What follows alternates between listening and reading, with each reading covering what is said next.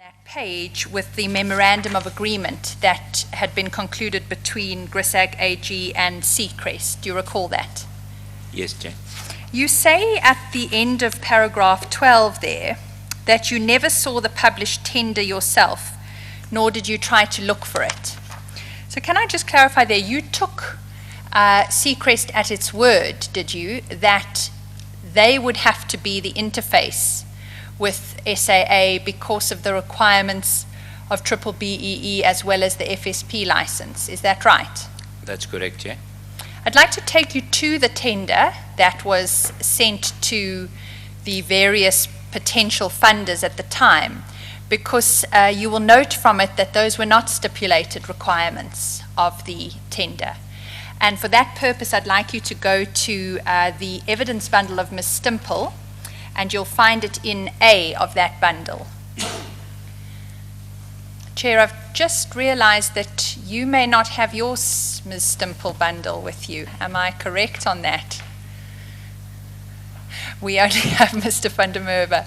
I am going to make reference to one or two of the documents in Ms. Stimple's bundle. How would you like to proceed? Well, if it is... We have an extra, Chair, I've just been told. well, I'm sure mine should be with Zonaka.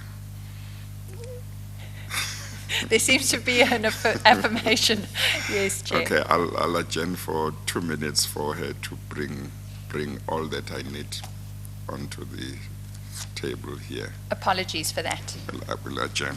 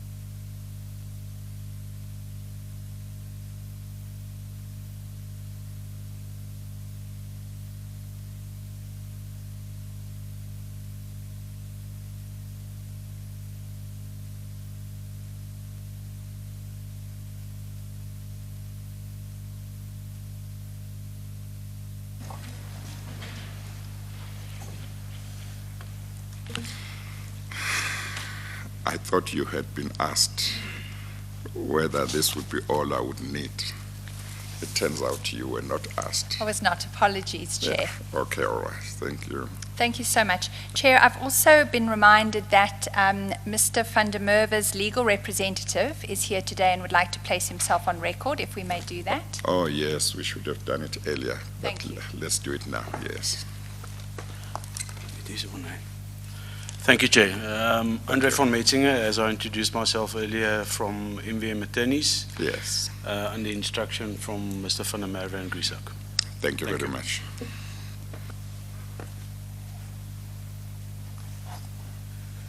Thank you, Chair. So, Mr. van der Merwe, I was asking that we go to File A of Ms. Stimple's evidence. And the particular page I'd like you to turn up there is page 220. You'll find it under flag 11.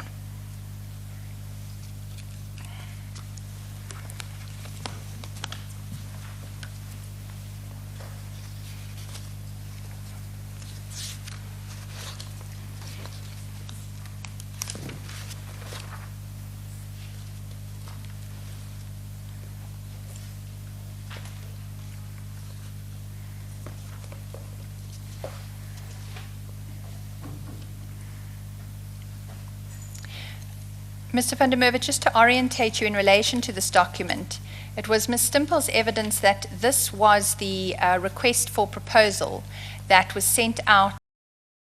The board of SAA determined that it wanted to be more involved in the process of procuring the 15 billion funding for SAA, and they required that this request for proposal then be sent out to a specified list of recipients, one of which included Seacrest.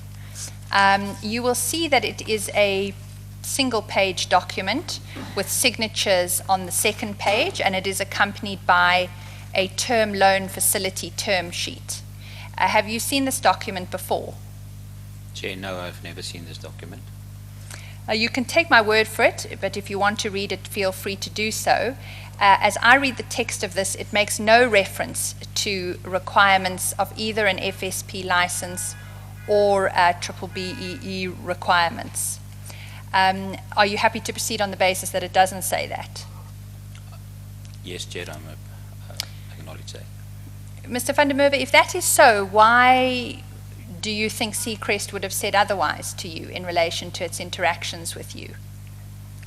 Chair, I wouldn't have an answer to that, but this document clearly states 15 billion, and I was approached initially for 14 billion, so there's definitely two different amounts that we're talking about. So I cannot verify to say that perhaps there was an additional documents when they started engaging with the 14 billion, but according to my records, the initial amount was 14 billion, and it was then increased to 15 billion. This document shows 15 billion.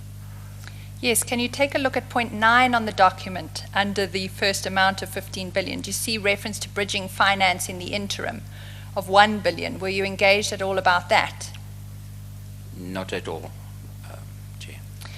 Insofar as the RFP are concerned, this to the knowledge of certainly ourselves as the Commission and our engagements with SAA, this was the only one that was sent out at this point in time. Were you not concerned to verify what you were being told about the terms on which the arrangement could be taken forward? Chair, I was not concerned about that because it's a common practice in New South Africa that one of the biggest requirements is indeed having triple B representation. So no, I did not question this. We saw the terms of the agreement that you concluded with Seacrest, in terms of which you, Grisag AG, was going to charge 4.5% and Seacrest was going to add a percentage above that when it bid for the tender. Do you recall that? Yes, Chair, I do. Were you keen to win the tender? Yes, I was keen to win the tender. Would any, do you think it would have been useful to have come in at the lowest possible interest rate on the transaction to secure the prospect of winning the tender? Yes, I definitely think so. Would it not then have been in your interest to determine whether you actually had to have Seacrest there, because their involvement simply served to increase the interest rate at which they would bid for the SAA funding tender? That's correct, Chair. But anyway, if I look at what they proposed, it was still beyond any of the competition in the market at that stage. Explain that, please. What did they propose? Apologies, Chair. Yes, you mean below.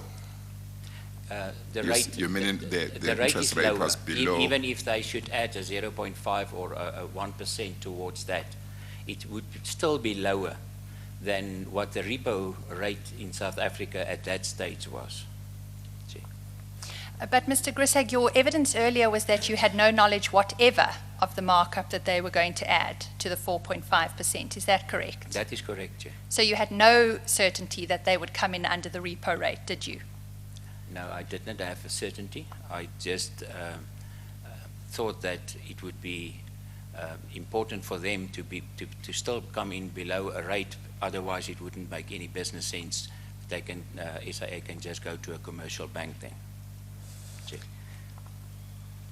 But as I understand your evidence, you didn't seek to investigate this at all. That's correct, Chair. Thank you.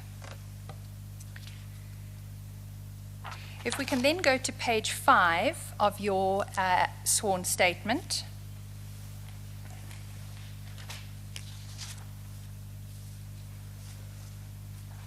You talk at paragraphs 13 and 14 there about other engagements that you were having over that period in terms of developing GRISAG's business development and marketing. My sense from those paragraphs is you were actively pursuing funding opportunities. Is that correct? That is correct, Chair. And give us a sense of who you were approaching at that time. Very early in March already of 2015, we had meetings in Lesotho with the government, in Swaziland, for instance, and various municipalities which I thought were in the need of funding for projects. You make references in paragraph 13 to a meeting with ESCOM, with the Shanduka Group, and one interaction with Mr. Wolf Meyer at the time, who was then the Chief Financial Officer. Do you confirm that you had those interactions? That's correct, Chair. And were you contacting them, or were they contacting you? No, I was contacting them, Chair. And you recorded paragraph 15 that in December 2015 you were told by Mr. Rambayo that SAA was going to increase the amount to be sourced to 15 billion. What explanation were you given for that increase? There was no explanation given, Chair. It was just the funding has gone up from 14 to 15 as some months has lapsed and they did not secure funding. So the need for more money was getting a bigger loan at that stage, Chair. And at no point in these interactions, as I understand your evidence, did Seacrest ever disclose what its markup was on your 4.5%. Is that right? That is correct, Chair. If you are subsequently told, and the evidence we heard yesterday confirms this, that they went in at 5.8%, which is a margin of 1.3% on your 4. Let me just get that right. They went in at, yes, it's a margin of 1.3% on your 4.5%. What would you make of that markup? Is that in line with the levels of markup for sources of funds internationally? Do you have knowledge of that? Chair, yes, I do have enough knowledge. International, the markup for amount this high is not more than 0.5%. Chair, that is consistent with the evidence yesterday of Ms. Stimple when she engaged the banks for those hypothetical quotes. So would you have been concerned about a markup in the order of 1.3% in terms of the competitiveness of the bid? Chair, definitely yes. But you made no effort to uncover what the percentage was that they were going in with? Not at that stage, but we must remember that only term sheets and agreements was issued, so the final documents from SAA was not approved. So at that stage, no. The answer is no. I did not make any effort to find out. It was not disclosed to me. It was like privileged information, Chair. What were you asked for from Seacrest in terms of proof of funds and other documentation? And I ask that because we heard evidence yesterday of the efforts of SAA to get greater clarity as to the source of the funds that Seacrest was going to be providing. What did they ask you for? Seacrest, Chair, Seacrest did ask for proof of funds, which I told him at that stage it's not even an option because the process that is done through the international banks that we work through is that you need to have a signed agreement, and they then will first get approval from their central bank for such a transaction to take place, and only after that we are allowed to issue proof of funds. Definitely not upfront. They see it as just a fact-seeking mission, Chair. Mr. van der Merwe, there was also evidence in the course of yesterday about a due diligence that was done by the legal department of SAA and a conclusion by that department that they were concerned as to the source of funds aspects, and a proposal from that department that nonetheless they recommended that an agreement be concluded subject to a series of conditions precedent, which were designed, we went through them in some detail, to enable SAA to be the recipient of this information, and without it, no agreement coming into existence. Were you aware of those, that position having been adopted by SAA? Chair, no. What would have been your attitude if you had been told that there would be an agreement concluded? It would include conditions precedent that then required these proof of funds, confirmation from the Reserve Bank, Financial Surveillance Department, etc., as prerequisites to the operation of the agreement. GRISAC's chair view will be that an agreement would be drafted where it would be approved with the certain measures put in place, the proof of funds and the source of funds and the necessary due diligence that they need to be done. But there needs to be an agreement. So if all that points have been met, SAA cannot walk away from the transaction at that stage. So that is our attitude towards funding any entity, Chair. I'd like to just dwell on the point for a moment because it does have some significance in the development of events. Because you see the group treasurer's proposal to the board of SAA at the end of 2015, amongst other things, was that the Seacrest bid should be accepted, but that was subject to the caveat that the agreement on these terms with these conditions precedent be concluded, so that the position of SAA was protected insofar as they didn't know enough yet about what was happening behind Seacrest with the funder. So if you had been privy to all of that at the time, can I take it that you would have been satisfied, having had the agreement signed, to then provide the necessary information? Chair, 100% we would have been satisfied with that. Chair, we know from the evidence yesterday that was not to happen because on the 3rd of December a different decision was taken. Mr. van der Merwe, if we can return to page 5 of your statement.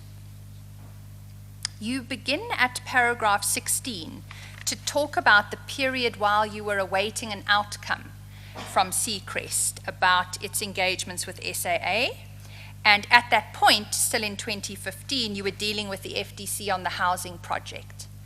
Your affidavit, your sworn statement at least, then goes on to talk about how SAA and funding through FDC came up. Can you take us through those events? Chair, I actually engaged with the FTC before I engaged with Seacrest Capital.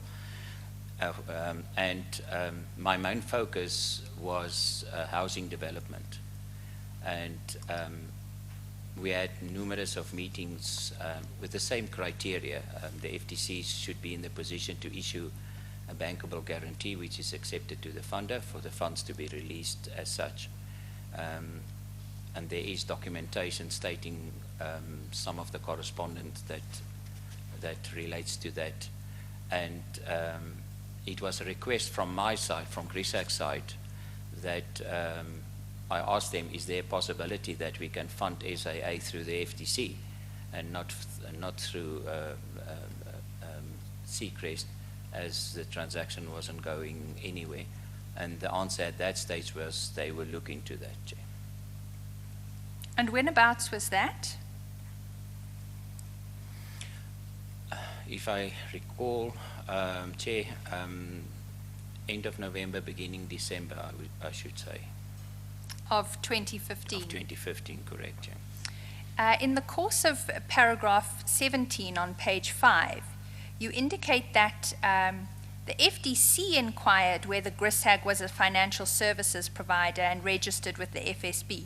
Why was it making those inquiries? Chair, I do not have the answer to that question. I do not know what the reason for that was, if it was standard practice. So I do not know what the answer to that question. Was that in the context of the SAA funding discussion, or was it separate to that? That was especially in the context of the SAA funding, because with housing, you can approach it differently. Did you establish whether the Free State Development Corporation had an FSP license? No, I did not establish, but they told me that they do have, Chair. And did you make any inquiries as to the likelihood that one state-owned entity could lend money to another state-owned entity? Was that something that concerned you at all? Chair, no. I did not know what the rules and regulations for that was, and that's why I put the inquiry for them to find out if it was possible, Chair. And what did they tell you? The FTC came back to me in a short period of time. It was weeks, definitely not months. And they said, no, one state entity cannot finance another state entity. And I accepted that, Chair. Well, could we go back a moment? Because it seems to me there would have been further interactions before you got the no-go signal, so to speak. Because as I understand your evidence, you first raised towards possibly the end of November, early December 2015 with the FDC, the possibility of funding SAA through them. Is that correct? That's correct, Chair. I understand your evidence to be they said they would look into it. Is that correct? That's correct. Was there any point thereafter, prior to the no-go conversation, that you provided them with the term sheet in relation to what funding you would make available and on what terms?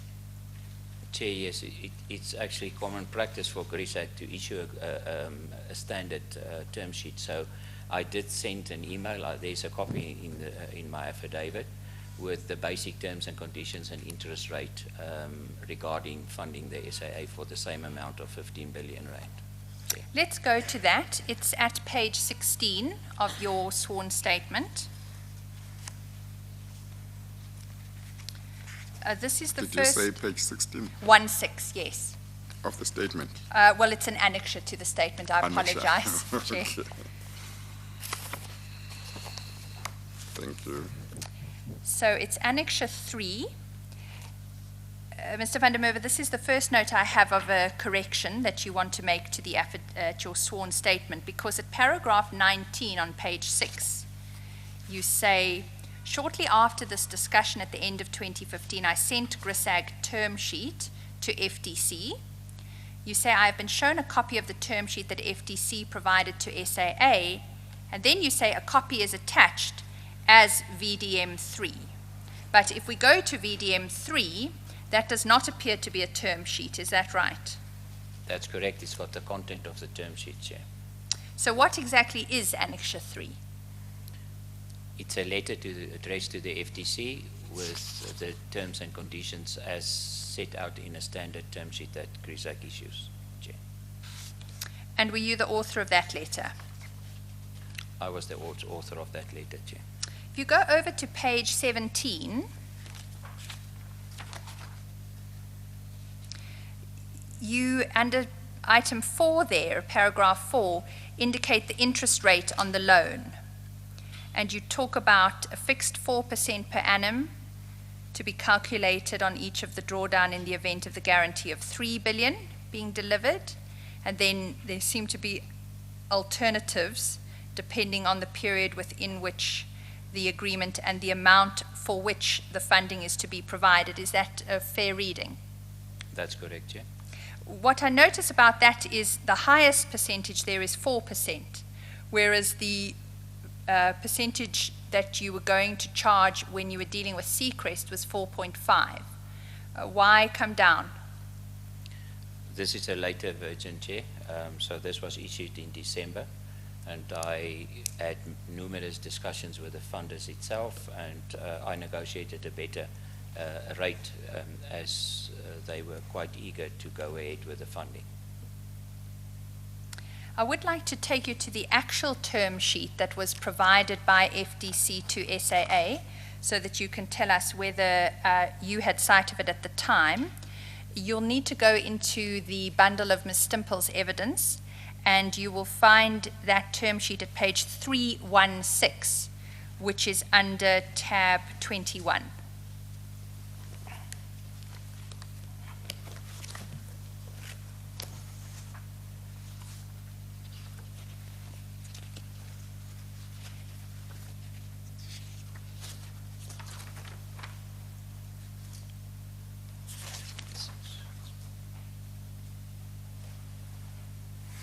We can, if we may, just start at the commencement of that annexure, which is actually at page 313, under tab 21.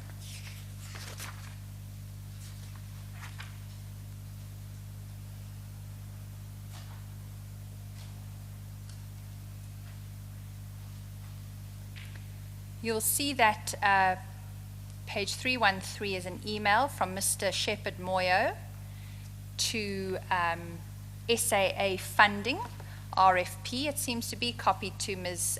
Pumeza Nancy. Who is Shepherd Moyo, Mr. van der Merwe? Mr. Shepherd Moyo at that stage was the CFO of the FTC. And it says, good day, please find attached our proposed term sheet for funding as per the RFP. And then if you go over to page 316, you'll see what was the attached term sheet. Do you see that? Yes, Chair, I see. It appears to have been sent on the 24th of December 2015. Were you involved in this at all? No, Chair. I'm a family man at that stage. I was on holiday, so I was not conducting business, definitely not on the 24th of December, Chair. It doesn't appear to reflect that gradation in the various interest rates that we saw in your letter to FTC at the time. At page 318, there's a fixed interest rate of 4%. It appears on the full extent of the loan. Is that, am I reading this correctly? Yes, Chair. So you weren't engaged on that at all? No, Chair. And the document bears what I take to be a GRISAG logo. Did you give them the logo to use? That is possible that they could have copied that logo, Chair. But you were not engaged at all in this document? Chair, not in the specific term sheet. If we return to your affidavit, I'm sorry. sworn statement. But- Apologies, Chair. Sorry, but if you look at the date for when this document was sent, would there have been an agreement or understanding between your company that they could produce a term sheet like this and send it over? Chair, that's possible because the rates and the terms and conditions are standard to what was issued in all of the term sheets. There was little variations. I think dealing with the SIA in total, I do not have copies of everything, but there must have been circulated up to 10 versions of the different type of term sheets for basically the same amount, and some of the periods differ from 10 to 15 to 20 years. But it's the information that they have submitted here is according to the standard that we have agreed upon. Okay.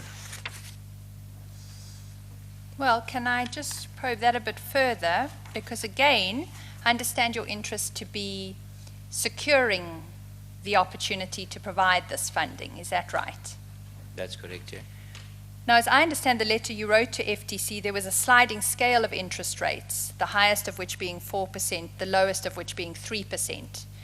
Given that variation, you may have entertained a greater competitive position, mightn't you? Because the lower the interest rate, the greater the benefit to SAA. Is that correct?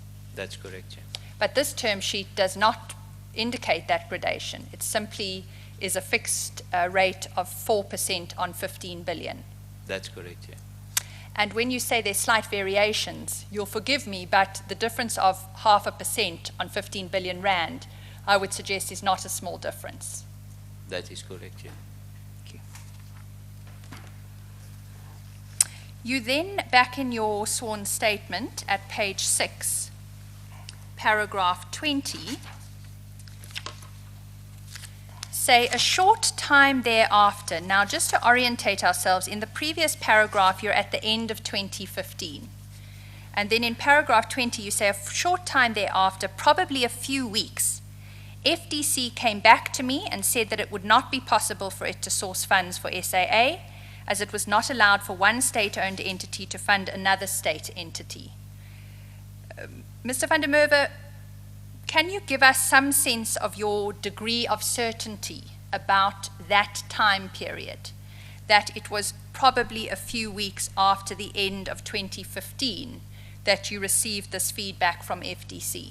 Chair, not less than 90% certain. And that would have put you in January of 2016, is that right? Somewhere thereabout. That's correct. Could it possibly have been as late as March or April of 2016? Definitely not, Chair. Thank you.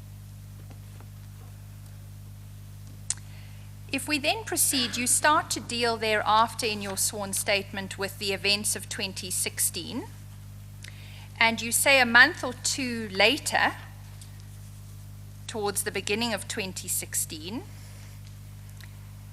we were already in January, so I'd like you to again be quite specific, if you would, to the best of your recollection, when this next event occurred. Because this next event, as you have it here, is a call from someone who introduced himself as the CEO of BNP. When, to the best of your recollection, did that call come through? After doing some research on the documents itself, I would say it can be as early as February, not later than March of 2016. That timing does have some significance, Mr. van der Merwe, because of what you say in the second sentence in that paragraph. You recall, I do not recall his name, that's the person who called you, I have it, but he told me that BNP had been appointed by SAA to source 15 billion.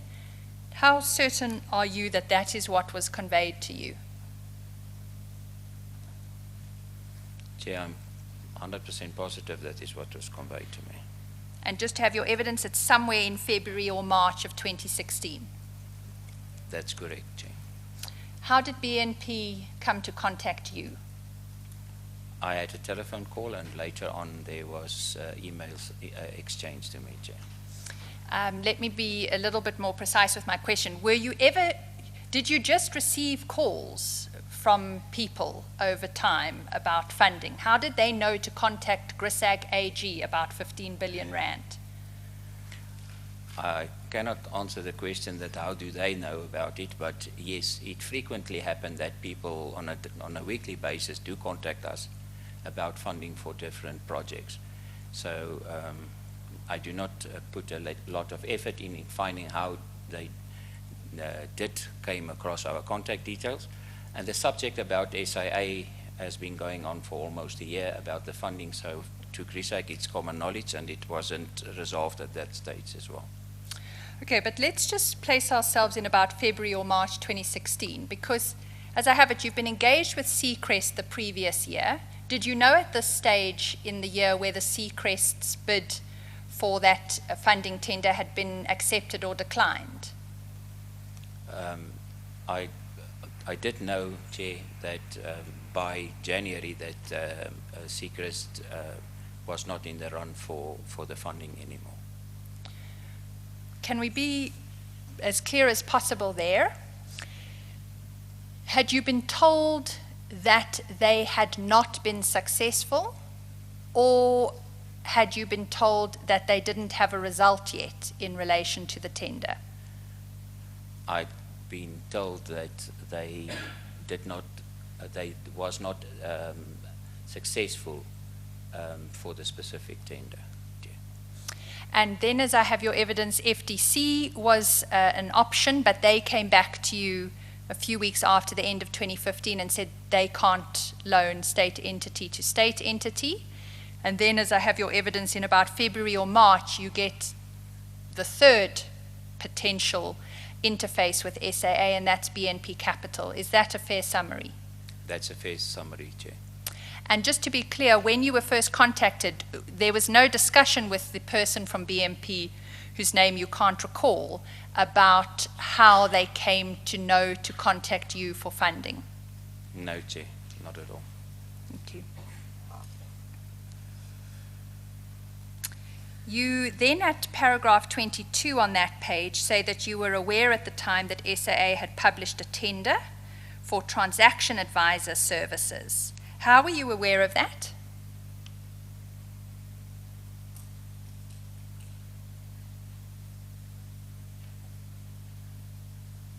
Chair, through the media. I was made aware through the media that a tender was published. We saw in the course of the evidence yesterday that an RFI went out for these transaction advisor services. You say at paragraph 22, a copy of the RFP is attached as VDM4, but Mr. van der Merwe, I have a note that that's a second correction that you want to make, because if you go to VDM4, which is at page 18, you'll see a document that does not appear to be an RFP. Is that right? That's correct, Chair.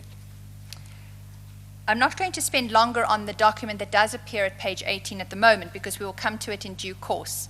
It is actually one of the documents attached to the emails of 22 April 2016. So I will remove it there, but we can then just delete that a copy is attached. That's my suggestion for paragraph 22.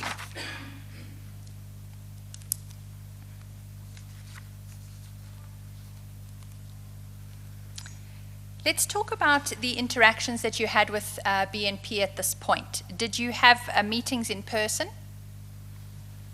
Chair, no, I never had a meeting in person with anybody from BNP.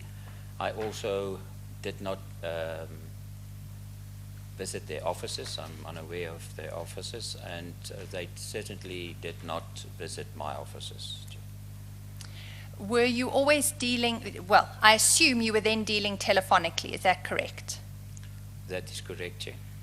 And I assume also some communications via email, is that correct? That is correct, Chair.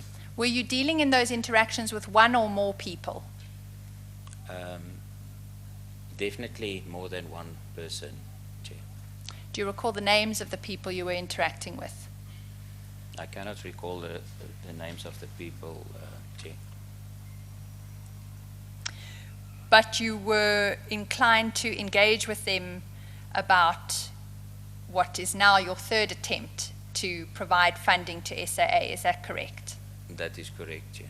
Would it not have been relevant to engage in a bit more detail and find out a bit more about the entity that you were going to be going into partnership with for this purpose? Chair, at this stage being my third attempt, I was not very confident that this party would also be successful, so I did not put a lot of effort in traveling in to discuss the relevant documentation. That's why I requested documentation to be sent to me so that we can move forward on that. And you say on page 7 at paragraph 24 that the main reason for GRISAG's partnership with BNP was because of BNP's BBEE status and FSP license holdership. That seems to be a common theme of your interactions, first with Seacrest, then with FDC, and now with BNP. Is that correct? That's correct, Chair. Was this discussed with BNP? Did you inquire from them whether they had an FSP license? They informed me that they do have an FSP license, Chair. Why didn't your company have its own BEE components? Chair, because the company was newly formed and the funders of this are all based overseas. They are not based in South Africa. Oh. So I was establishing to get the first big transaction Yes. finalized, and then obviously Yes. that would follow after that. Yes. Well, I was simply asking purely from the point of view that from your line of business, it appeared that you would keep on being required to meet this requirement. Chair, that is correct. And one would have thought that if that is the case, you would rather just have people or satisfy that requirement for all times and not have to look for ad hoc arrangements all the time. That's the only perspective from which I was looking at it. Chair, appreciate it.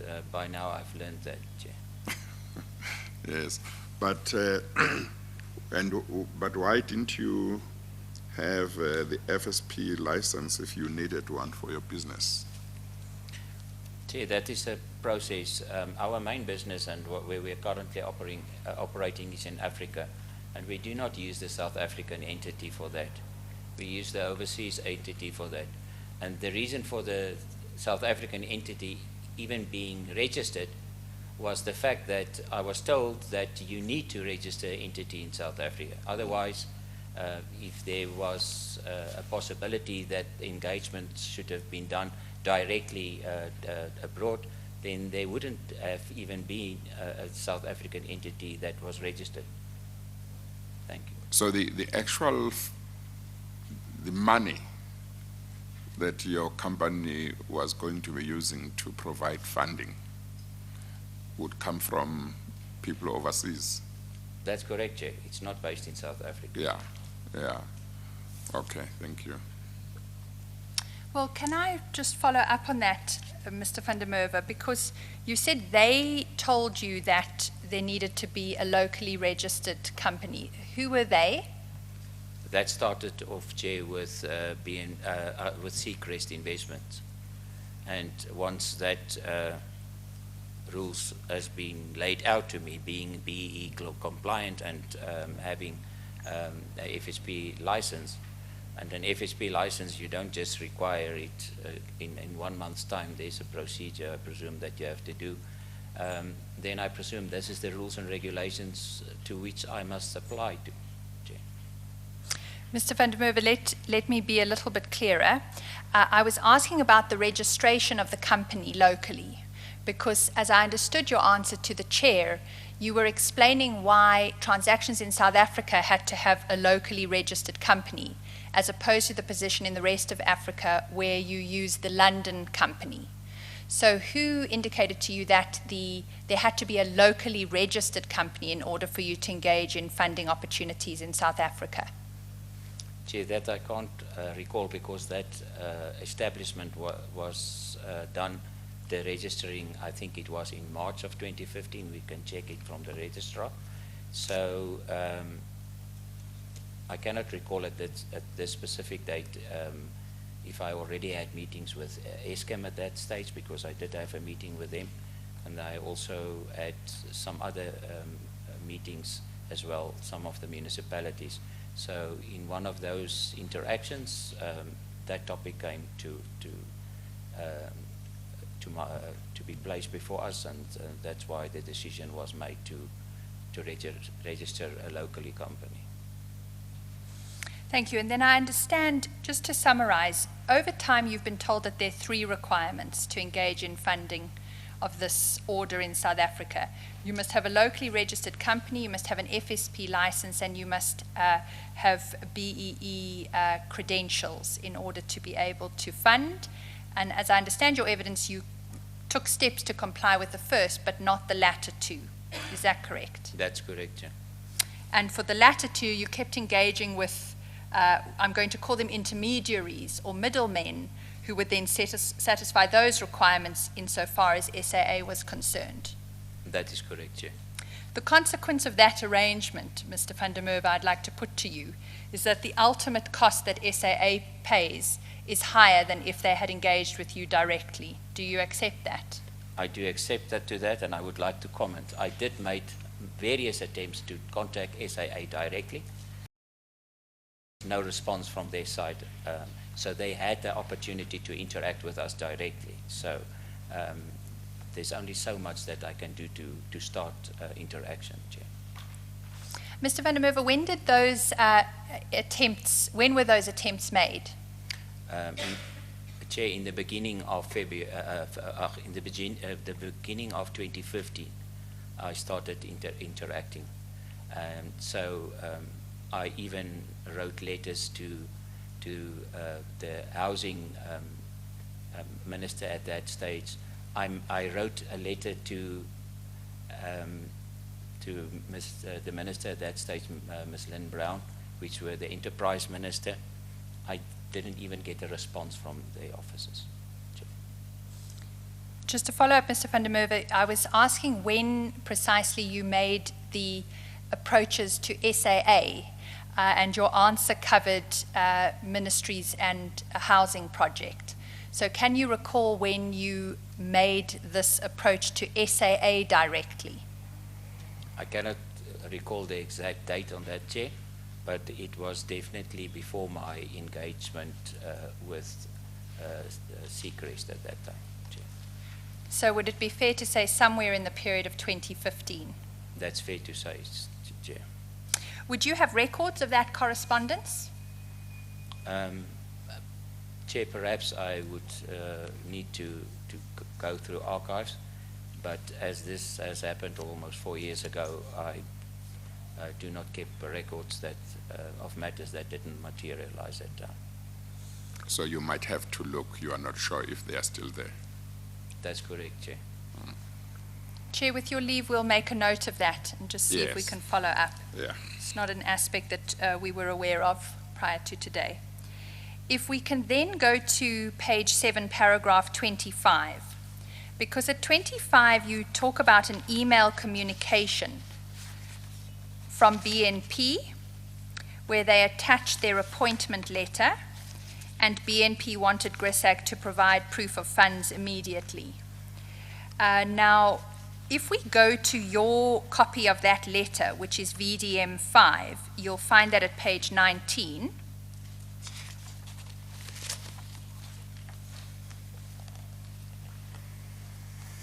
Chair, this letter will be familiar because this is the letter at page 19 that was addressed to BNP Capital, dated the 20th of March. We've already raised a query about that date.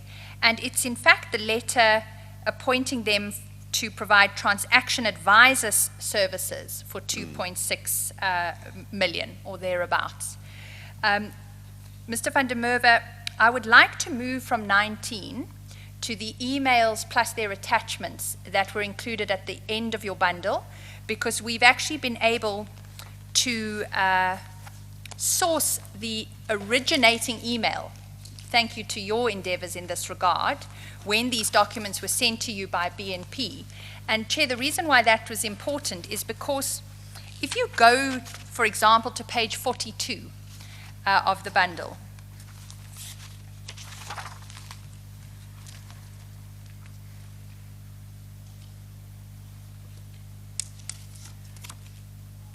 Yes. you'll see page 42 is a letter. Dear Peter, signed, it appears, by Mr. Mahlangu, but the letter has no date itself. So it has been a challenge in the course of the investigation until we engaged with Mr. van der Merwe to establish precisely when this letter was sent to Mr. van der Merwe. But usefully, we now have at page 41 the email that records that it was sent in the evening of April the 22nd, 2016. Do you confirm that to be correct, Mr. van der Merwe? That's correct, Chair. Thank you. What I'm interested in over the page at 42, well, Chair, just to signal, first of all, that date is fairly important because at this stage, BNP Capital has not yet been appointed to source funds for SAA. What they've been appointed to do is give transaction advisor services. Yes.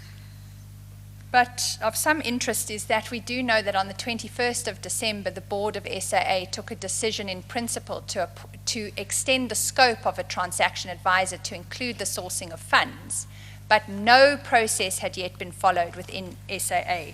But Yes. interestingly, on the 22nd of April, this email from BNP comes to GRISAG You'd been dealing with each other at that point, is that correct, Mr. van der Merwe? That's correct, Chair. And the letter, as I have it, let's go to the first paragraph, says, please find attached under cover hereof a mandate from South African Airways whereby SAA, amongst others, mandates BNP Capital to raise and arrange funding for and on behalf of SAA for the purposes of consolidation of SAA's debt of 15 billion.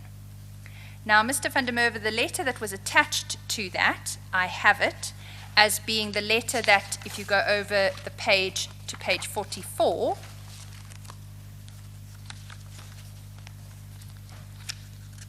is the letter appointing BNP Capital to provide transaction advisor services, not to source funds. Is that correct? That's correct, Chair. And this letter was received, I think it's a minute or so later, on the evening of 22 April. That appears from page 43. Is that correct? That's correct, Chair. So let's just understand what's happening on the 22nd of April 2016. You receive a letter from BNP Capital announcing that they've been awarded the opportunity to arrange funding for 15 billion for SAA, but the letter that they suggest confirms that does not. Is that correct? That's correct, Chair. Did you note that at the time? No, Chair. I do not have the knowledge what the difference was between an advisory and the sourcing of funds.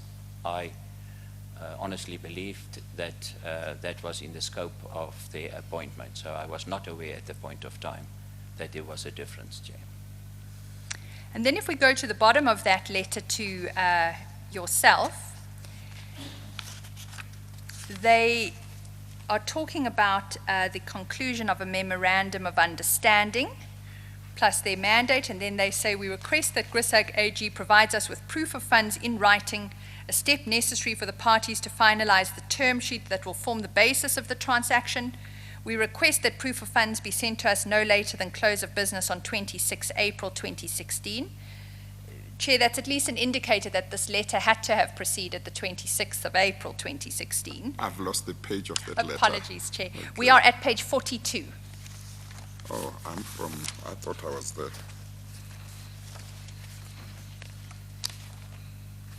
Oh, okay. So this is the letter to which the award letter is attached. We've dealt with the fact that it was only an appointment for transaction advisor services, but you've explained why that didn't raise a red flag for you. And then I was just focusing on the last paragraph on this page, because what I understand BNP to be asking for here is a proof of funds so that you can move forward in the transaction with SAA, and a request that that reach them by close of business on the 26th of April. And it concludes with, at the outset, we request proof of funds in an amount of between 3 billion and 7 billion. What was your response to this? Chair, my response was that proof of funds cannot be done up front, and we first need at least a term sheet signed that commits SAA to the terms and conditions, and after that an agreement must be signed, a formal agreement which we call a funding agreement, and the steps inside that funding agreement states exactly what happens at what specific time.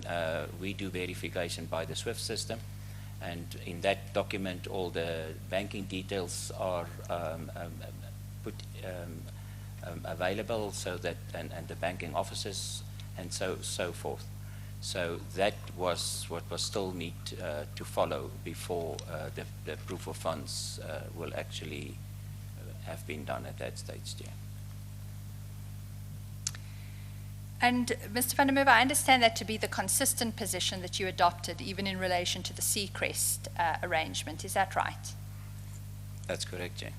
So if we go to the bottom of page 7 of your statement, paragraph 26, you say there, in order to move matters forward, Grisag's term sheet needed to be signed by SAA. And then you go into the engagements around the term sheet that was signed.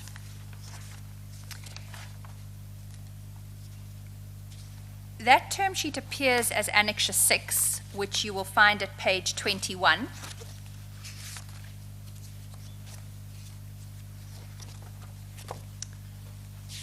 That's correct. And we need to spend a bit of time on this because I understand that there's a further correction in your statement that needs to be made here. Because at paragraph 26, you talk about the circumstances in which this came to be signed, but amongst the things you say is that you attended a meeting at which you signed the term sheet, and I understand that to be incorrect. So please take us through those facts. What happened on the 8th of June, 2016?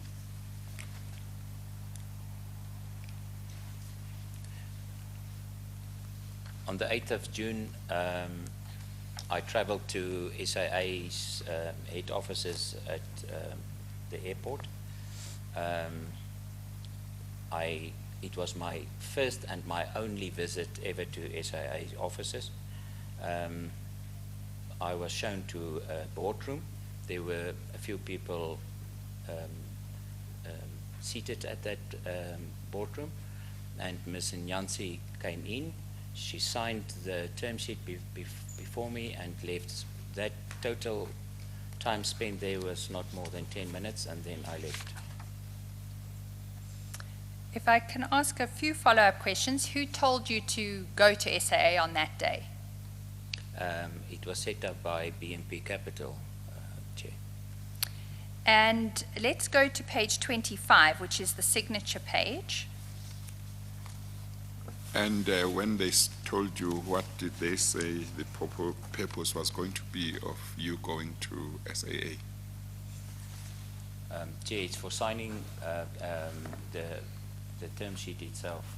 Yeah. I don't want to jump ahead about questions, but there was another term sheet, the same term sheet that was being signed by Ms. Nyansi prior to that, and that term sheet it basically meant nothing. It was non-binding and such, and I said to them, I cannot accept this. It needs to be a binding term sheet, and she needs to sign that I know I've got an original with me. Oh, So, okay. but I No, think just ma- wanted to understand why you were called to go to. both those term sheets are Yeah. in the affidavit, Chair. Okay. Well, Mr. van der Merwe, let's go to the earlier term sheet that you made reference to. That you'll find in Ms. Stimpel's evidence bundle B, and you'll find it at page 520, which is under tab 52.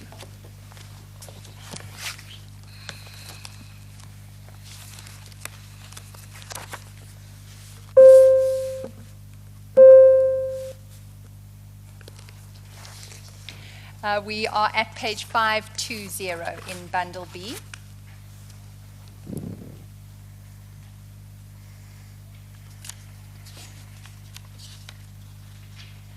Is this the earlier term sheet to which you referred? Mr. van der Merwe? Chair, that's correct. I see it's dated the 2nd of June by Ms. Nyansi. That's correct. And you said this was non-binding. Certainly at page 524, that is what the capital lettering seems to indicate. It's also been crossed out. The words, by our signature, we hereby accept in principle the terms of this term sheet, that is crossed out.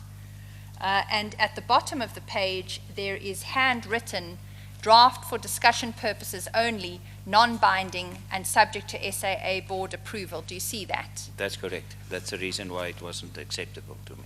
And when were you sent this?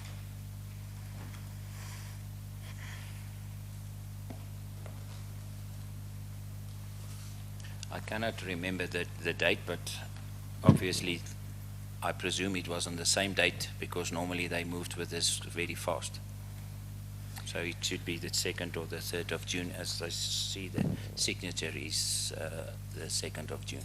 And just clarify for us, what was your attitude when you received it? My attitude is that this is not acceptable to GRISAC, as we need a binding term sheet to move forward.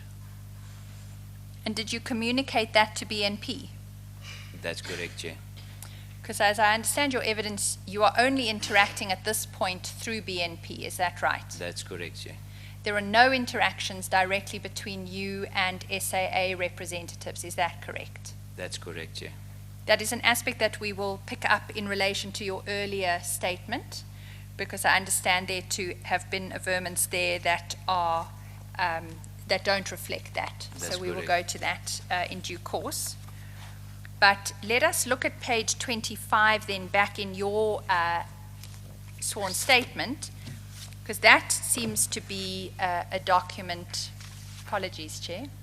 Before that, excuse me, the signature just above the name of Mr. Pikosev, was that your signature or his signature or somebody else's signature? Chair, that is electronic signature of Mr. Pokosayev. Oh, okay. Thank you.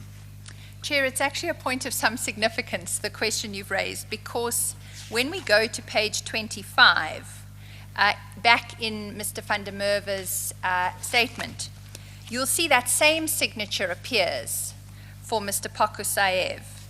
And it's the point that I needed to take up with Mr. van der Merwe, because Mr. van der Merwe's statement says he attended the meeting on the 8th of June and he signed the term sheet. But Mr. van der Merwe, I have you to indicate that you did not sign the term sheet on the 8th of June. Is that right? That's correct, Chair. So how did the signing take place? The signing was only done by Ms. Nyansi, and I actually got an original of this document with me. But does that mean that the document she was signing had already had on it the electronic signature of Mr. Pokosayev? That's correct, Chair. So we, How had that come about? Did you come with the page which had his electronic signature, or did somebody else secure his electronic signature? I sent these documents even in Chair, when you look at the previous one of the 2nd of June, which is basically the same, it's got the same signature on that as well. So I made this document available with electronic signature, and then I wanted each page to be stamped and signed by the acting CFO of SAA. So, had Mr. Pikosev actually signed this page? No, Chair. He had not signed it. No. Did you keep a kind of standard electronic signature of his? Yes, all documentation is sent to him for approval, Yeah. and then I act on only after he has approved a specific project or specific document to be issued. Or the document where he needs to sign, you would send the documents to him electronically Correct, and he put the signature on that and and sent then it back send to it me. back. And this is what had happened here as well. Correct. Okay. So on this particular occasion when you went to SAA, you were not going to do the signing yourself. No, Chair. The term sheet Yeah. is not the main document for us. Yes. The document is the contract that needed to follow. And Yes. that contract at that stage would have been signed by Mr. Pokosayev if he would fly in. Just for the record, Mr. Pokosayev have traveled about 6 times to South Africa, Yes. where certain projects were supposed to be I know. finalized and it wasn't finalized. Yes. So the moment that SAA went ahead and the contract was available for signing as such, then he would have flown in, because even our banks require only original documents, no copies of that. Needs to present it to the banks as well for their due diligence purposes, Chair. But the term sheet that was to be signed on that particular day at SAA offices, did you sign it yourself? No, I did not sign it, Chair. Oh, so you, despite what was indicated in your statement, Mr. van der Merwe, I understand you to say that SAA was in possession of a version of this bearing the electronic signature of Mr. Pokosayev. Is that correct? That's correct, Chair. And when you arrived for that meeting, you at no point picked up a pen to sign. Is that correct? I just initialed it. You initialed, you didn't sign on the last page, That's correct. but Ms. Nhansi signed. Is that correct? That's correct, Chair. But when you departed from wherever you departed from to go to SAA, was your understanding that you were going to actually sign, or was your understanding that you wouldn't need to sign because Mr. Pikosev's signature would be provided? Chair, my main purpose was getting original signature and a stamp from Mr. Nyako. the authorized person at SAA, because this have been dodged all the time to us. We never get any documentation where there was any commitment, even with terms and conditions, addressed to us directly.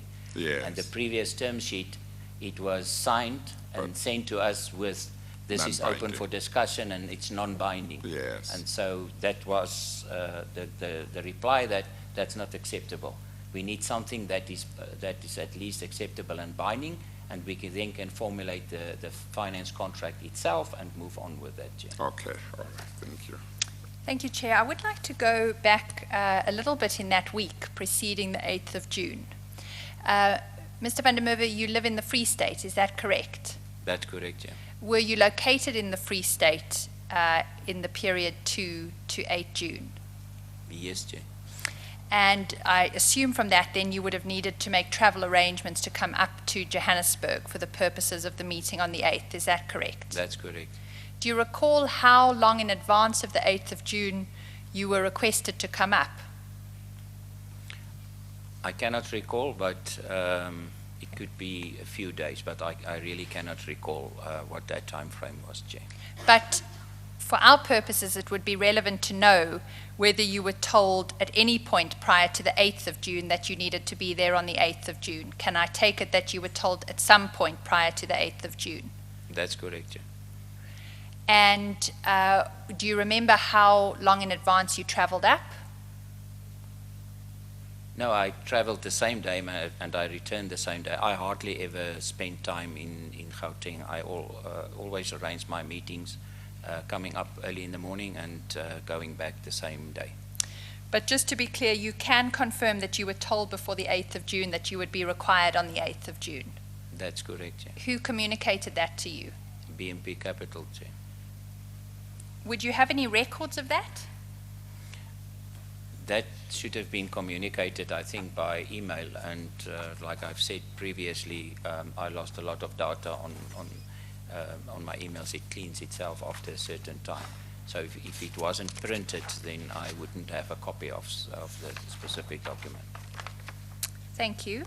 So you come up on the 8th of June, Ms. Nhansi signs it, you get it stamped on the various pages, you initial, and you take this away with you. Is that correct? That's correct. Were there further interactions?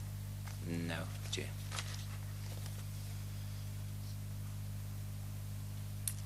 I'd then like to look at the terms of this term sheet that was signed on the 8th of June, if we may. Let us look first at page 22.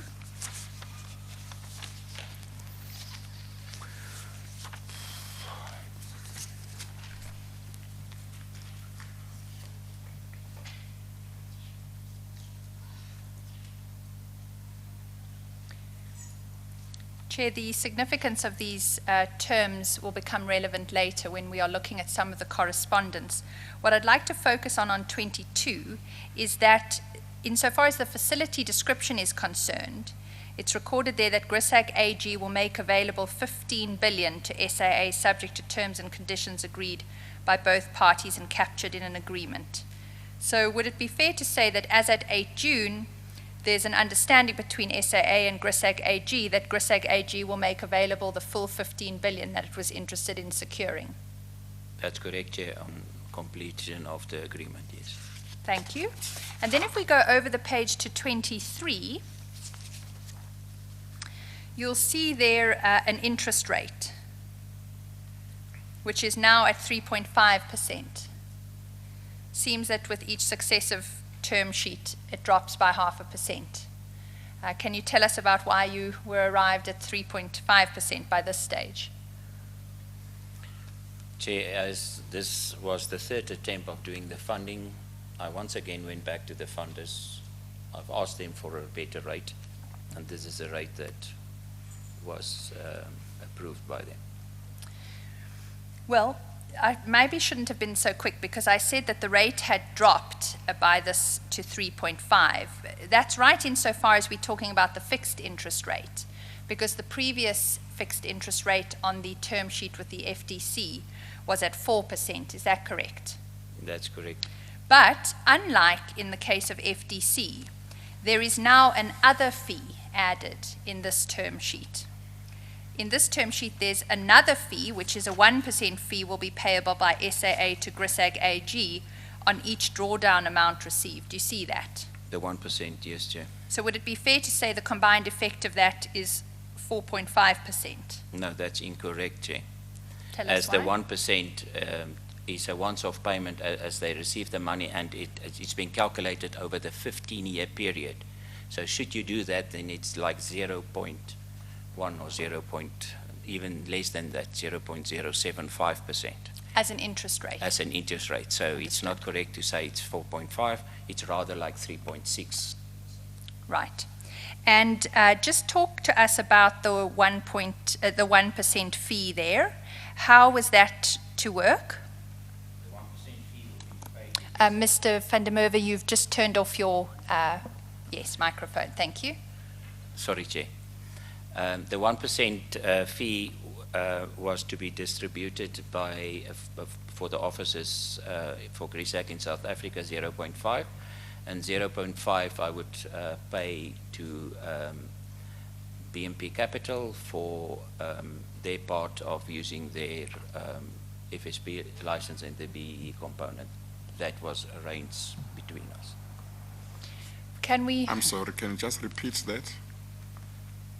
The 1%,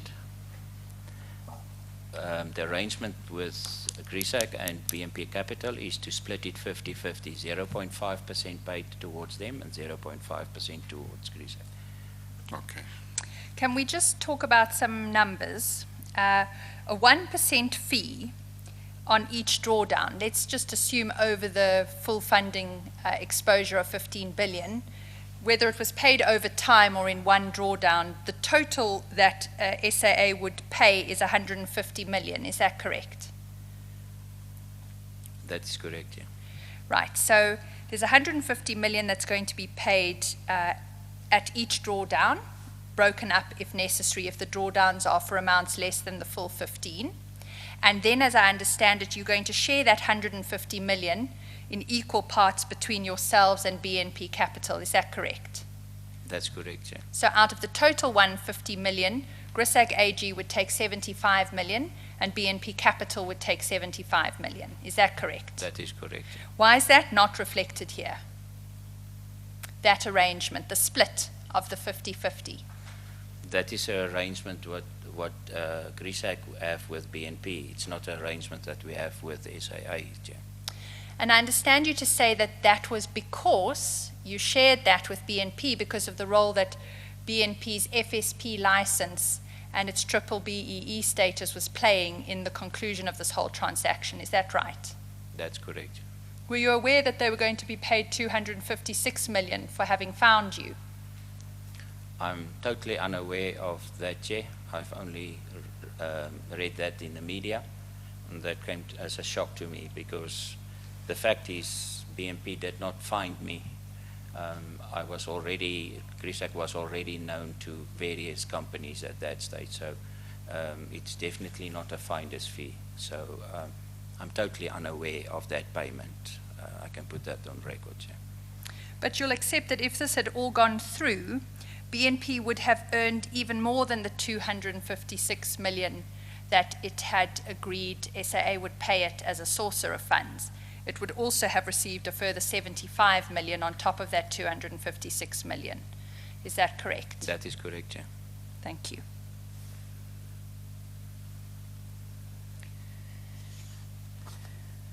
Mr. van der Merwe, I'd like to then go back to your affidavit, if we may. Is that agreement that you referred to, the 50-50 split, recorded in writing anywhere? Chair, no. So when did you come to agree those terms? Chair, we came to agree the terms once I've been informed that BNP Capital has been appointed as the transaction advisor, which I thought at the time was also their job to look for funders itself. And obviously they asked me what is their share. I'm interested in that. Whenabouts would that have occurred? Because let's just orientate ourselves in time. You got the email on the 22nd of April, 2016, where they told you they had been appointed as the sourcer of funds, and they produced the letter, albeit that it related only to transaction advisor services. So was the agreement on this 1% fee split around that time or later in your engagements? Chair, I would say it can be either in April or May. I'm not certain about the specific time at that stage. But would you be comfortable with saying fairly shortly after the 22nd of April? Very comfortable, yes, Chair. Thank you. Those dates will become fairly important in due course in the later evidence, Chair. I'd then like to go to your previous statement, Mr. van der Merwe, because there are a number of corrections which I understand you want to make to that statement. And that statement commences at page 36.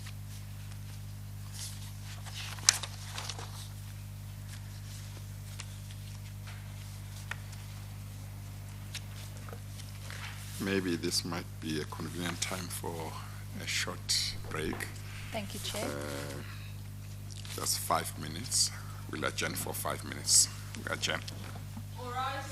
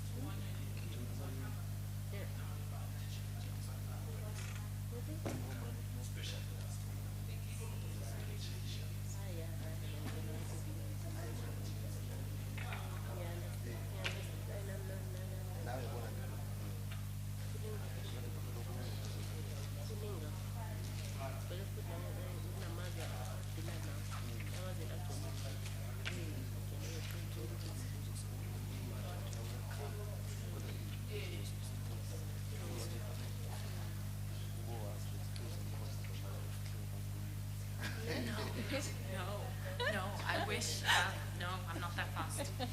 Or that good. Oh, that,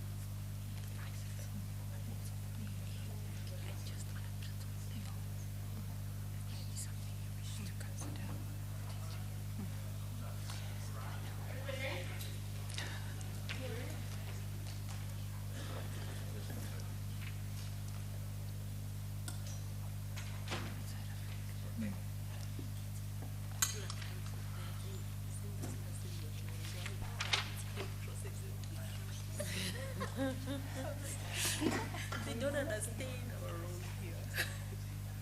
But they should understand. The comments, the online comments. Oh God, I never ever. But they're enjoying it. All right.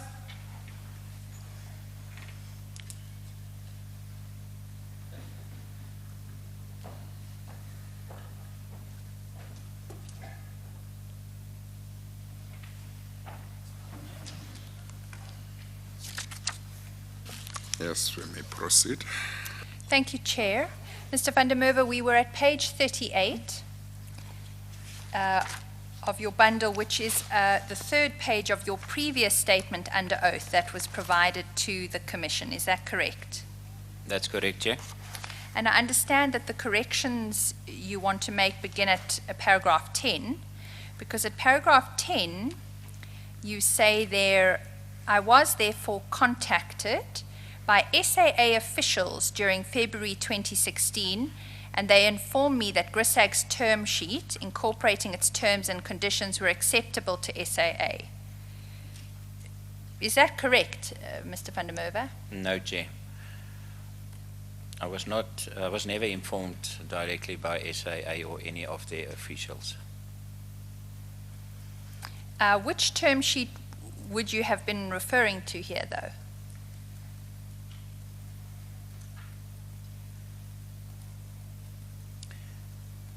Well, before that, if you were not informed by SA officials, how did it come about that you signed a statement that said you were informed by them?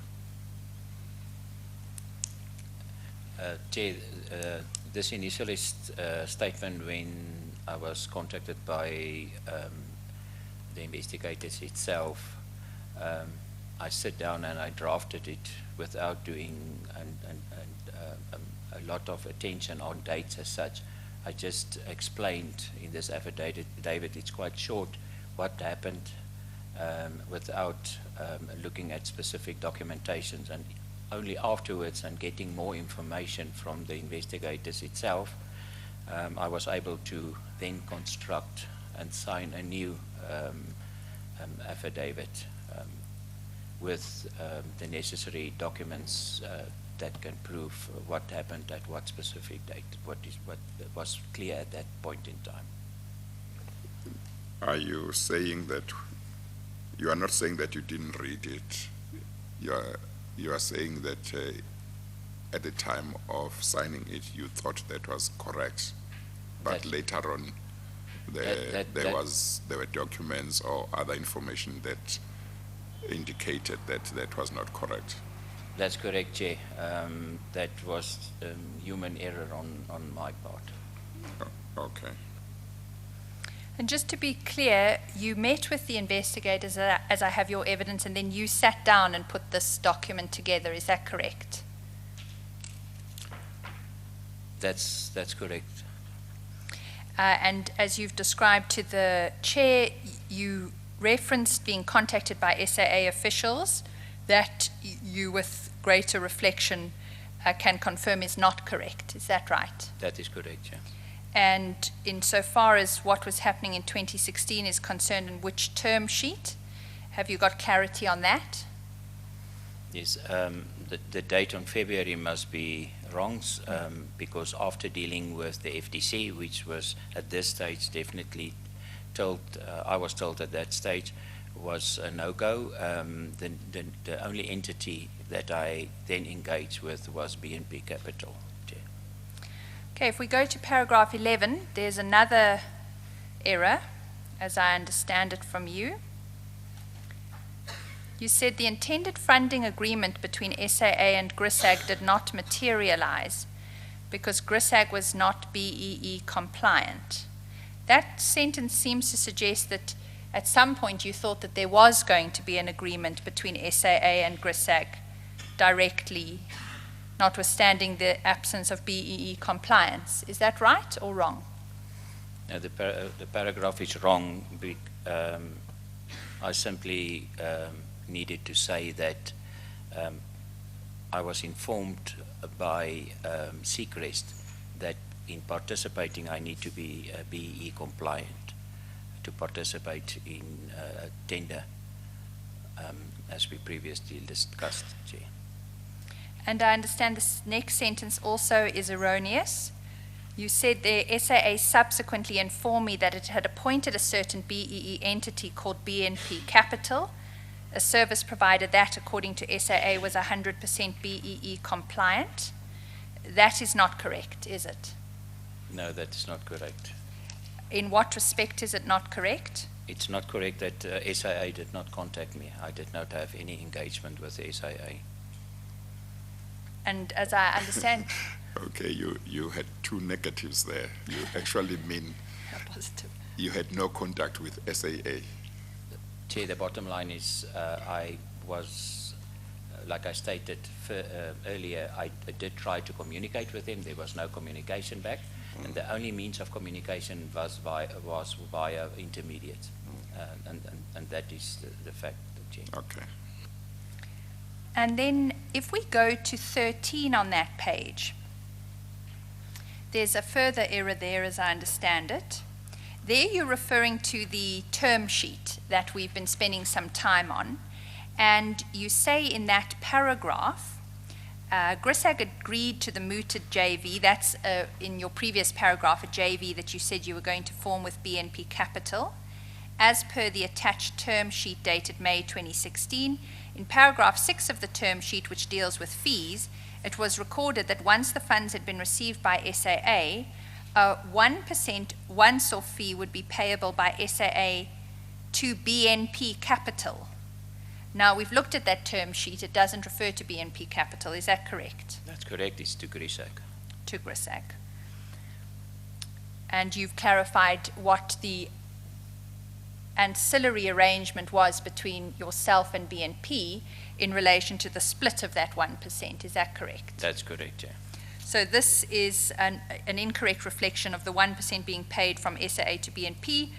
Just so that I have it correctly, it's a 1% to be paid to GRISAG, which you then had an agreement with BNP, you'd share 50-50. Is that correct? That's correct, yeah. Mr. van der Merwe, those are my notes as to the changes or corrections you need to make on your first statement.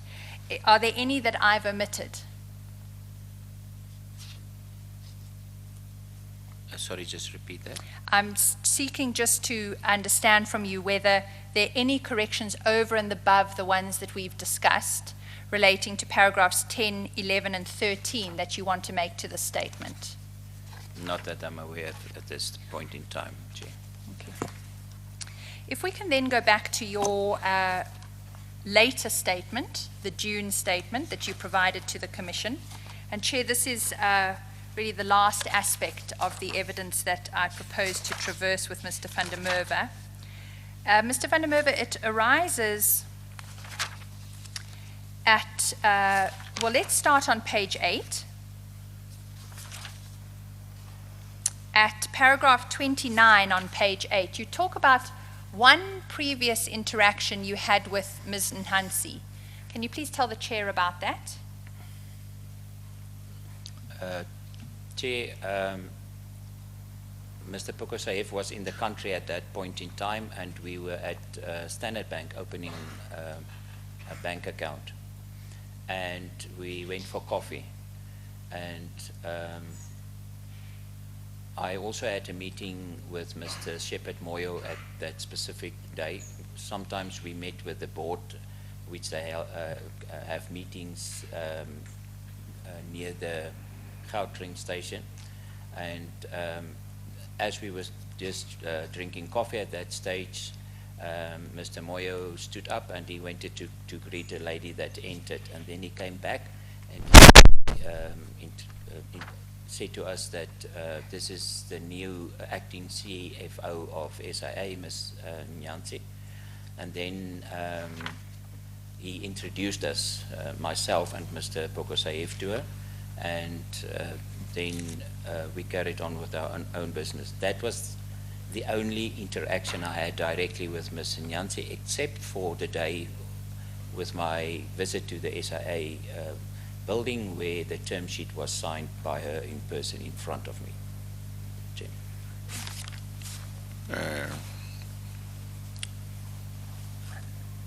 Was it Mr.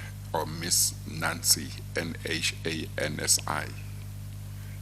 The way you put it is like Nyati, and Nyati is a different surname altogether from Nazi. Do you have any idea? My apologies, Chair. Miss Bumela Nyanzi. But you know the spelling? Yeah, I know this. N-H with N-H-A. Yeah, that's correct, Chair. Okay, all right. I can just perhaps just add, Mr. Moyo at that stage said that he and Ms. Nyanzi has previously studied somewhere, but they were acquaintances of somewhere in the past. So that's the only information I had, Jane. Okay. Thank you, Mr. van der Merwe. And if you go over to page 9, you recorded paragraph 30 of your sworn statement that you don't recall having had any meetings with a Mr. Masocha Ngadi of Nedbank. But you don't have clarity, do you, as to who the people were that you were interacting with from BNP? Is that right? Chair, that is correct. So is it possible that you were engaging with Mr. Ngadi in some of those interactions? Chair, it is possible. I cannot recall that he was introduced to me as in my affidavit, especially as employer of Nedbank, because it's competition to us. So definitely I was not aware if I had any interactions with Mr. Ngadi, Chair. Thank you. Let us then go to paragraph 31, because these are you reference 3 letters in paragraph 31 that I would like to take you through. They are letters that begin at VDM 8, which you will find at page 31 of your bundle.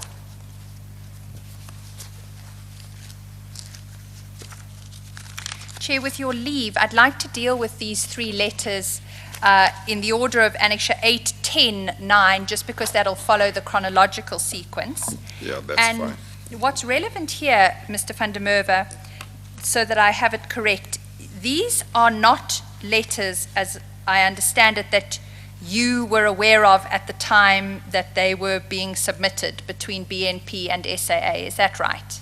Chair, I've never seen this letters before it was introduced to me by the Commission itself. Is that 31, 32, 33? Yes, Chair. So, Yes. indeed, Yes. So all 3, there are 3 letters there. All appear to be from BNP Capital to SAA. And Mr. van der Merwe, what I have you confirm is that the first time you saw these letters was when they were shown to you by the Commission's investigators. Is that right? That is correct, Chair. Mr. van der Merwe, I suggest that's somewhat curious because they say a lot about Grisag AG in these letters, but you confirm you never saw them at the relevant time. I 100% place on record. I've never seen these documents before it was introduced by the Commission to me. Right, if we can start with the one at page 31. You'll see, Mr. van der Merwe, it's dated 31 May 2015. It's from Mr. Mahlangu, the CEO of BNP Capital, and it's addressed to South African Airways. Do you see that? I see that, Chair. This is a letter which is motivating for a 50% cancellation fee to be paid to BNP Capital in the event of the termination of their mandate as a sourcer of funds. And what we'll see through these three letters is that with increasing levels of detail, I would suggest BNP Capital is persisting in its motivations to SAA for why that initially 50% cancellation fee should be paid, and in the end it ends up being a cancellation fee of 49.9 million. What I'm interested in, Mr. van der Merwe, is that a great deal is said in these letters about all sorts of costs that GRISAG AG has incurred, that GRISAG AG is threatening to look to BNP for, and I want to have your evidence in relation to whether any of those statements are in fact correct. So we'll go through them if we may. Page 31, the second paragraph there. It says, BNP Capital is incurring costs for, amongst others, sourcing in conjunction with its partners, the funding globally, for and on behalf of SAA, including from our Chinese, Abu Dhabi, European, and Brazilian funding partners. Do any of those cover you? Chair, not at all. If we go to... Sorry, what was the answer? No, Chair. You- None of that is applicable to GRISAG. Yes, okay. Because you weren't incurring costs at that stage, were you? Definitely not, Chair. Right. Were you aware of any Chinese partners in Abu Dhabi? Well, I don't know about European, but let's say European and Brazilian that were going to be involved in this project in which you were involved? Chair, definitely not. Our funders has never been disclosed to anybody. So, Yes. and so it's definitely not Chinese, and it's definitely not anybody of Abu Dhabi, and definitely not Brazilian. Yes. But there is some of them that is in the European Union. But Yes, but the author of this letter didn't know that as far as your company was concerned. no, Chair. So he could not have been talking about your partners who are in Europe. Definitely not, Chair. Yes, okay, all right. If we go to the paragraph below that, midway through that paragraph, there's another assertion that BNP Capital's partners or stakeholders have a cancellation fee in US dollars against BNP due to the costs incurred of flying around the world to source funding for and on behalf of SAA. Let's stop there. Did you have a cancellation fee in US dollars agreed with BNP? Chair, GRISAG has got no cancellation fee of any of their documents whatsoever, and I think throughout the evidence, it's very clear that there's no insertion of any cancellation fee whatsoever. So when they go on in the last sentence to say that the 50% of the fees that we asked for, that's a reference to the 50% of the total fees that they were trying to have SAA agree to, equate to BNP's actual cancellation costs, that couldn't have been relating to GRISAG, could it? Definitely not, Chair. If we can then go to the next letter, this is, the next one I would like to go to is actually Annexure 10, which you'll find at page 33, because that is the next one in chronological sequence. It's a letter dated the 14th of June 2016. Do you see that, Mr. van der Merwe? Yes, Chair. Now, you will have realized in the course of the evidence that dates are fairly important, certainly to me, as we piece this story together. On the 14th of June 2016, that term sheet had already been signed, hadn't it, by Ms. Nhansi? That's correct. It was signed on the 8th of June. And that was going to secure the full 15 billion worth of funding from GRISAG. Is that correct? That's correct, but in addition to a signed contract that first needed to happen. Indeed. My point of significance is simply that the full amount of the debt consolidation that SAA was embarking upon was now going to be funded by a single entity, GRISAG AG. Is that correct? That is correct, Chair. Assuming the agreements had been concluded. That's correct, Chair. And Chair, this is a letter we've actually looked at before with Ms. Stimple. It's the one that talks about the events that happened at a National Treasury meeting. Ms. Stimple has raised concerns about how it was that BNP Capital would have that information. What I'm interested in, though, is over the page at 34, because there's a whole section of this letter that's devoted to facts about GRISAG AG. I'd like to take you through a few of them.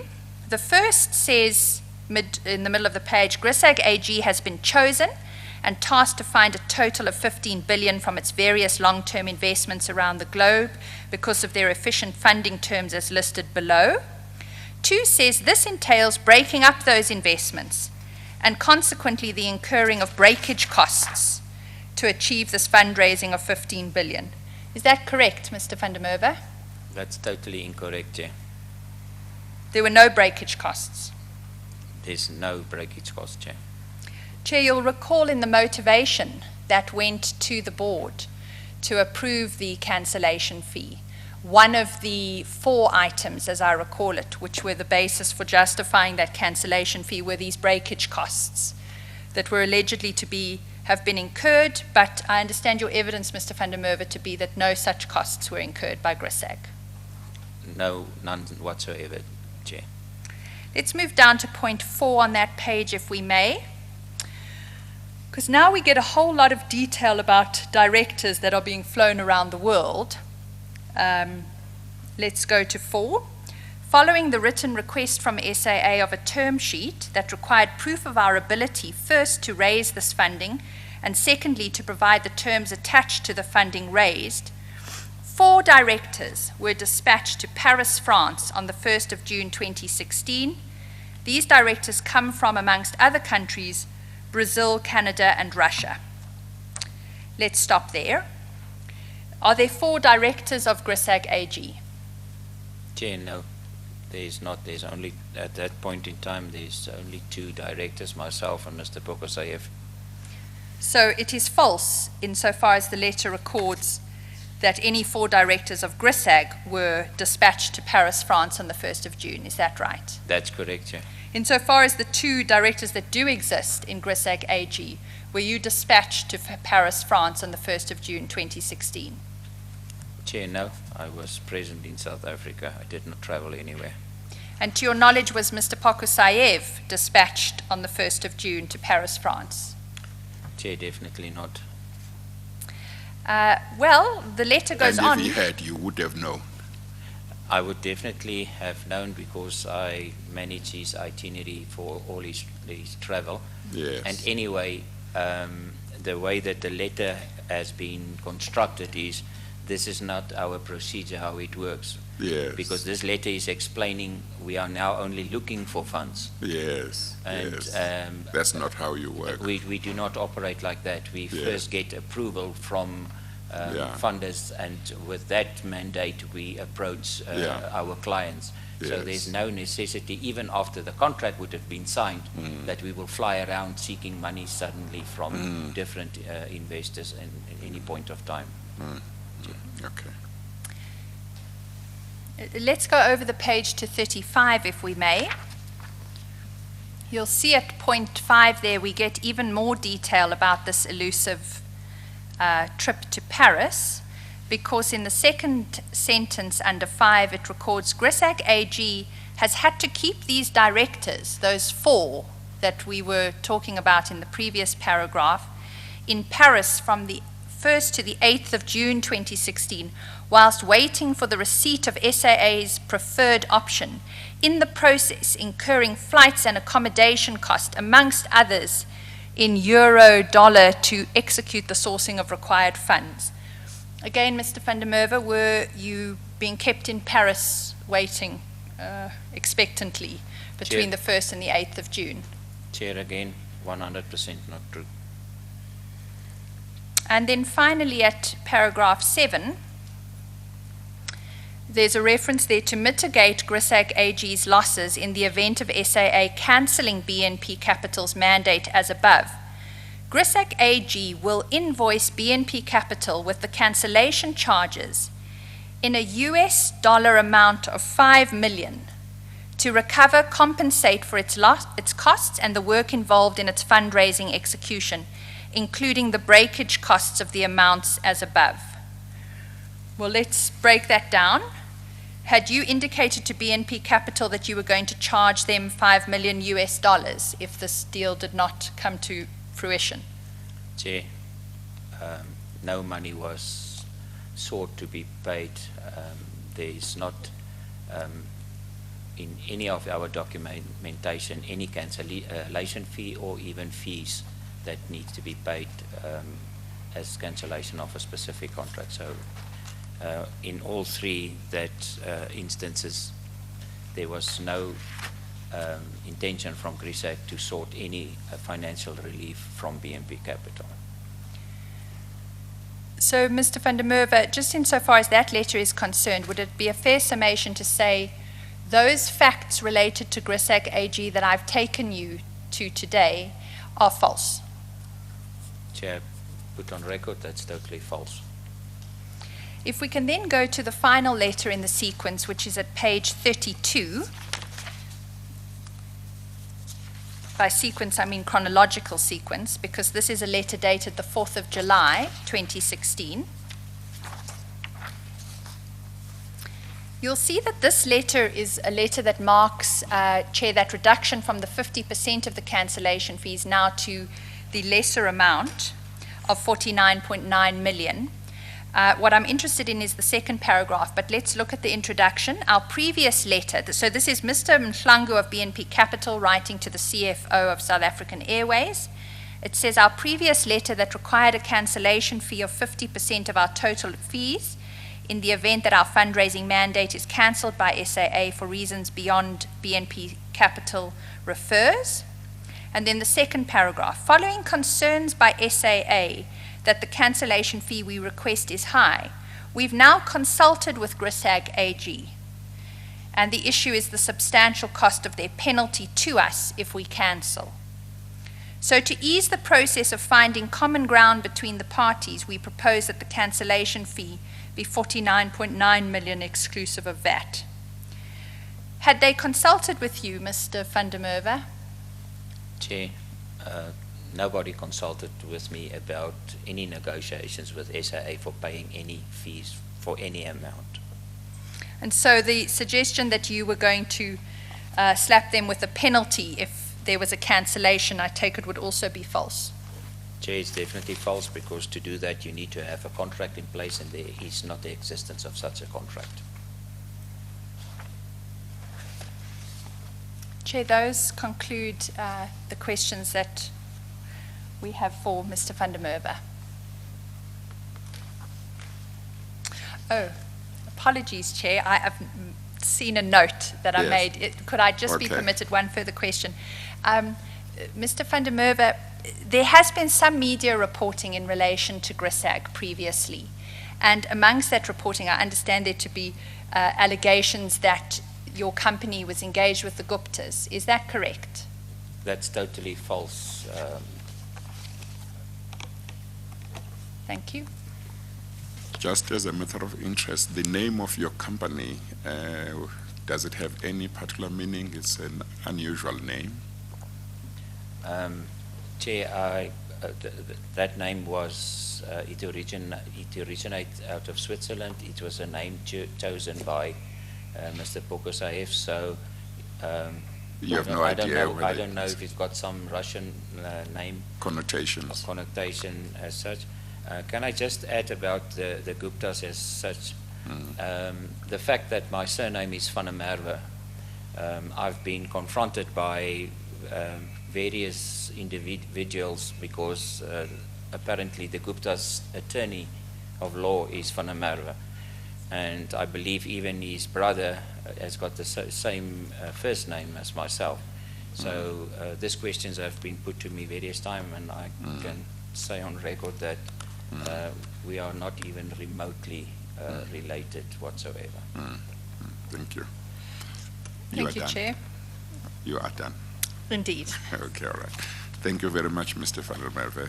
Thank You you. are excused. Thank you, Chair. Thank you.